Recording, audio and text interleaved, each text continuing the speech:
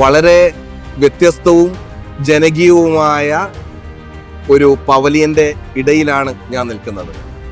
കേരള സർക്കാരിൻ്റെ 4ാം വാർഷികത്തോട് അനുബന്ധിച്ച് വൈവിധ്യമാർന്ന ഒട്ടേറെ പരിപാടികൾ, ഈ രാപ്പകലിലൊക്കെ വളരെ വൈവിധ്യമുള്ള പ്രതിഭാധനരായിട്ടുള്ള കലാകാരന്മാരും കലാകാരികളുമാണ് അരങ്ങുകളിൽ നിറഞ്ഞാടുന്നത്. അതുപോലെ തന്നെ ദേശീയ സരസ് മേളയും വളരെ മനോഹരമായിട്ട് കുടുംബശ്രീ ഇതിനൊപ്പം സംഘടിപ്പിച്ചിട്ടുണ്ട്.